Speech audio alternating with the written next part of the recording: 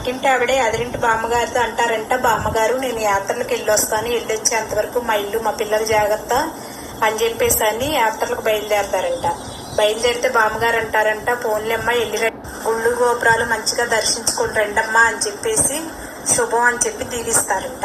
అప్పుడు ఎదరింటి ఆవిడ అంటదంట, ఎప్పుడు చూడు పిన్ని గారు గుళ్ళు గోపురాలకి వెళ్ళిపోతా ఉంటారేంటి వీళ్ళు అని చెప్పేసి అంటదంట ఎదురింటి ఆవిడ. అప్పుడు బామ్మగారు అంటారంట, వస్తే నీకేం పోయే కాలమే, ఇప్పుడు చూడు గోడ మీద కూర్చొని తొంగి తొంగి చూస్తూ పక్కింటి వాళ్ళు ఏం చేస్తున్నారో ఎదరింటి వాళ్ళు ఏం చేస్తున్నారో అని చెప్పి చూడటం తప్ప నాకంటూ నేనేం చేస్తున్నాను అన్నది నీకు ఒక క్లారిటీ లేదు. ఎప్పుడు చూడ ఎదుటి వాళ్ళని చూసి ఏడుస్తూ ఉంటావు, మొండి గోడ మీద కొండకోతిలా కూర్చొని ఎప్పుడు వాళ్ళని చూడటం వీళ్ళని చూడటం తప్ప నీకు వేరే పనేమి లేదా అని చెప్పేసి బామ్మగారు అంటారంట. ఈ కథలో బామ్మగారు ఇచ్చిన సందేశం